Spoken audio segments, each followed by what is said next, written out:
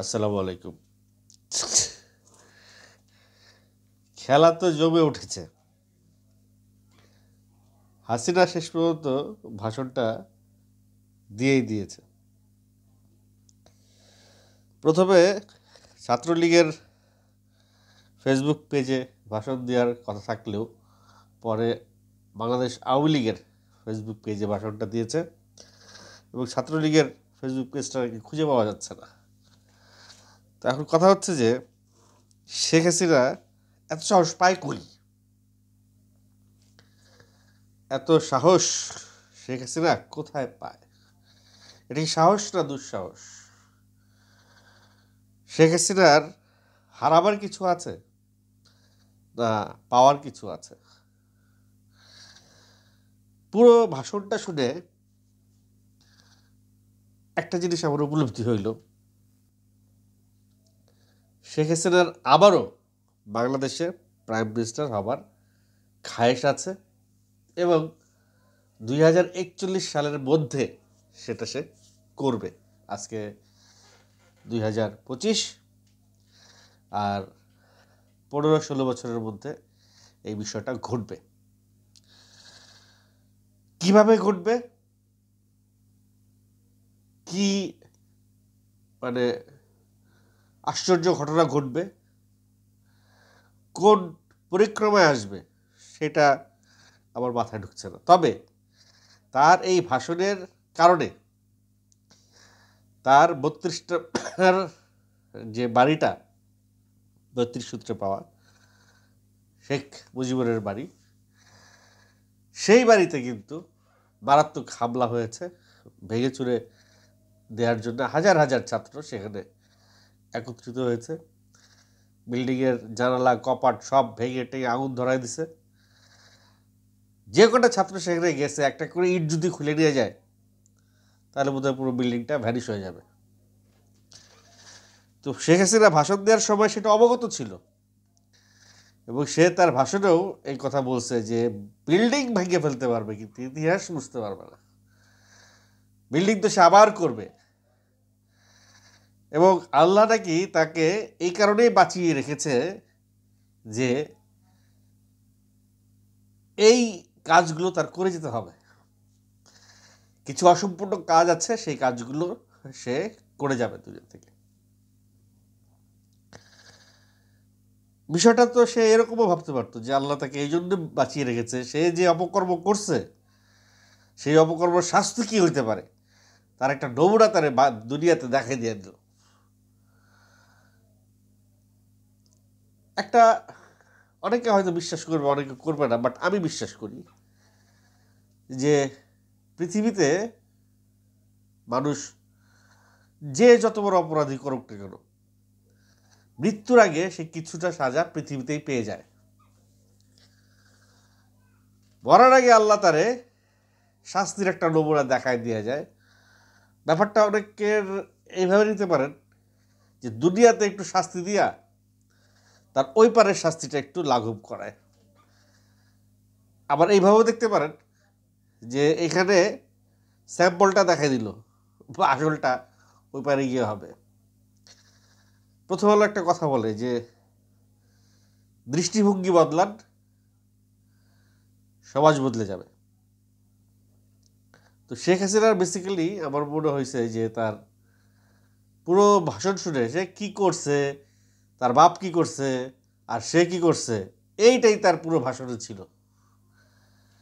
সে ছাত্র সমাজকে বলার মতো একটা কথাই বলছে, আমার কাছে পুরো ভাষণ থেকে মনে হয়েছে একটা কথাই বলছে যে মন দিয়ে পড়ালেখা করো, দেশ গড়ো। মন দিয়ে পড়ালেখা করো, দেশ গড়ো, এই দুইটা কথা ছাড়া ছাত্র সমাজকে সে আসলে সে ওই তার পুরনো ইতিহাসই পুরনো রেডিওই ঘাটছে। এবং মজার বিষয় হচ্ছে তার সেই বক্তব্যে অনেকে কমেন্ট করেছে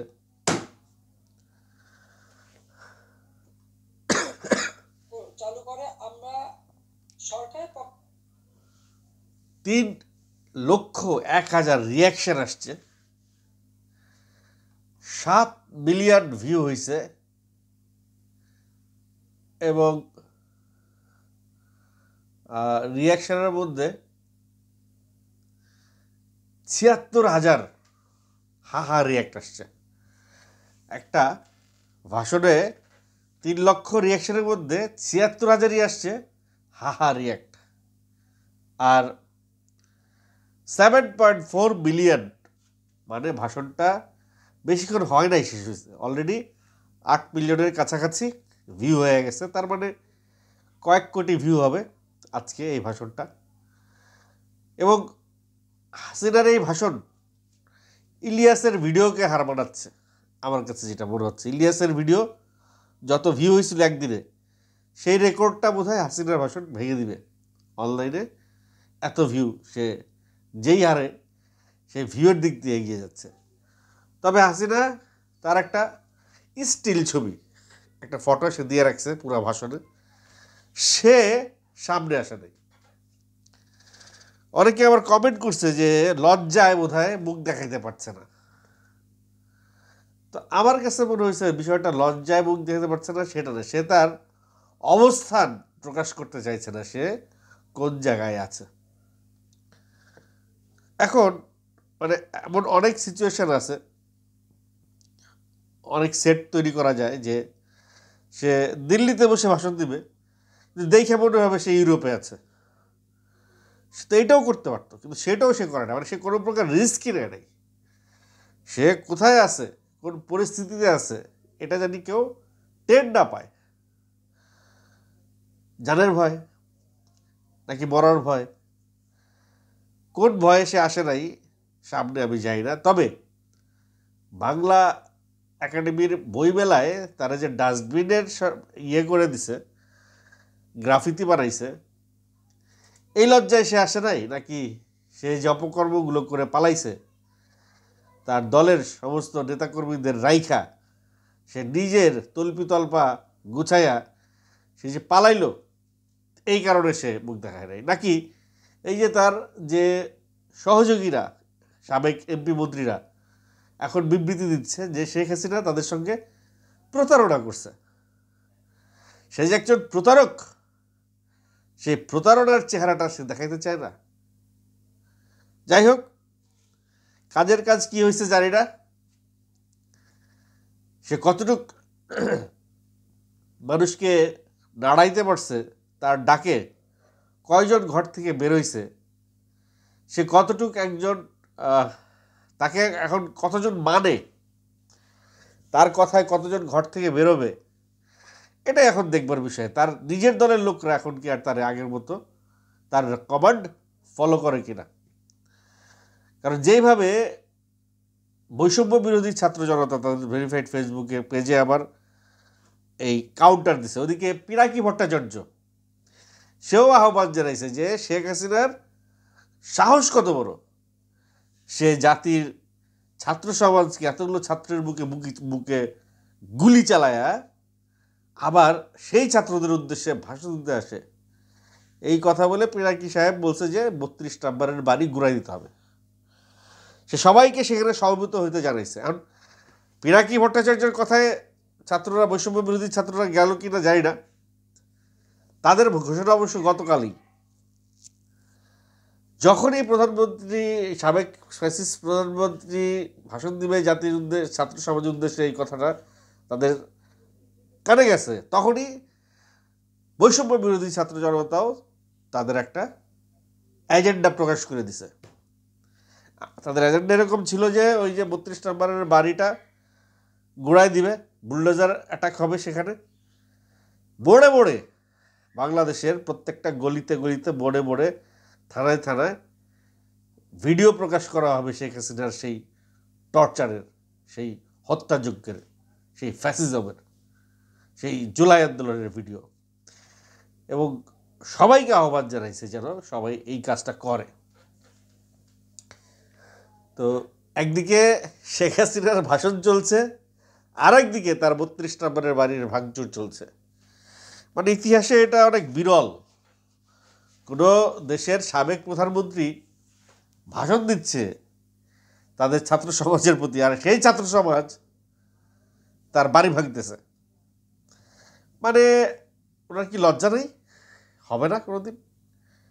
এত বছর বয়স হইল, মানে মাথায় কি আই ডোন্ট নো, অথবা হয়তো আবার উনি ঠিকও হইতে পারেন, এমনও হইতে পারে যে ওনার কথা ফলে গেল, উনি আবার ৭৫-এর পরে আওয়ামী লীগ যে আবার কোনোদিন ক্ষমতায় আসবে ৭৫ পরবর্তী সময় কি কেউ ভাবতে পারছিল? পারে নাই। শেখ হাসিনা শেখ রেহানা দেশের বাইরে থাকার কারণে তাদেরকে ইন্ডিয়া লালন পালন করে বাংলাদেশে একটা ফিল্ড তৈরি করছে তাদেরকে ঢুকানোর জন্যে, ফিল্ড তৈরি করে তাদেরকে ঢুকাই দিছে। আবার সেই ইন্ডিয়ার কোলে যায় তারা আশ্রয় দিছে, আবার ইন্ডিয়া সেই চেষ্টাটা করবে বাংলাদেশে একটা ফিল্ড তৈরি করবে, অস্থিরতা তৈরি করবে বা যে কোনো উপায়ে একটা ফিল্ড তৈরি করবে, করে আবার শেখ হাসিনাকে বাংলাদেশে ঢুকাবে। কারণ এই সরকার তো চিরস্থায়ী সরকার হচ্ছে না, এরপরে নতুন কোনো সরকার আসবে, নতুন কোনো রাজনৈতিক দল আসবে, আর রাজনৈতিক দল মানেই হচ্ছে গিয়ে স্বার্থ। তারা কত টাকা কামাই করতে পারবে সেই স্বার্থটাকে দেখবে, দেশের উন্নয়ন হোক ওই স্বার্থ তারা দেখবে না।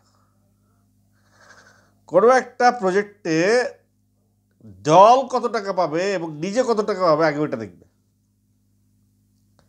এটা আমি কারো স্পেসিফিকভাবে কোনো রাজনৈতিক দলকে বলতেছি না, প্রত্যেকটা দল এটা করে আসতেছে এবং ভবিষ্যতে গিয়েও এটা করবে।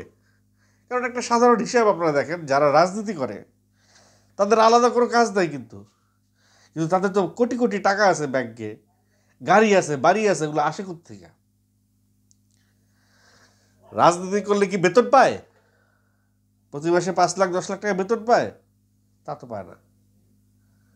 আর তাদের ফান্ড এত মানুষের খায়া দেয়া কাম নাই যে লক্ষ লক্ষ মানুষের জন্যে কোটি কোটি টাকা বাংলাদেশ দিয়ে যাবে। আছে না, একটা সিস্টেম তো আছে। কোনো একটা সিস্টেমে তাদের পকেট ভরে যায় এবং সেই সিস্টেমটা আমরা জানি। সো এটা নিয়ে আর বিস্তারিত আলাপ না করি। যে সিচুয়েশন দাঁড়াইছে, আজকে শেখ হাসিনা চেহারা দেখায় নাই, চেহারা না দেখায় ভাষণ দিছে, তাই 32 নম্বরের বাড়ি পুড়ে গেছে। যদি এরপরে দ্বিতীয় ভাষণ দেওয়ার মনোবাসনা থাকে শেখ হাসিনার, তাহলে কি হবে সেইটা নিয়ে আমি ভাবতেছি। যাই হোক, উনি এখনো যদি ওনার অবস্থানটা টের না পায়, না বুঝে থাকে, এখনো যদি উনি সেই আশায় বুক বেঁধে থাকেন যে আবার উনি এই দেশে আসবেন, সরকার গঠন করবেন, তাহলে আসলে বিষয়টা একটু ভাবনার। যে ওনার মতো একজন এত বছর একটা দেশ চালাইছে, সে যখন এই বিষয়টা ভাবে, এটা নিয়ে তারা বসে থাকে এই ভাবনা নিয়ে, তখন নিশ্চয়ই পেছনে কোনো না কোনো গেম প্ল্যান তো আছেই। তো সেই গেম প্ল্যানটা কি, এটা জানা শুধু সময়ের ব্যাপার। শেখ হাসিনার ভাষণ আর বঙ্গবন্ধুর বাড়ি পুড়িয়ে দেয়া, এই দুই বিষয়টাকে আপনারা কীভাবে দেখছেন অবশ্যই কমেন্ট করে জানাবেন।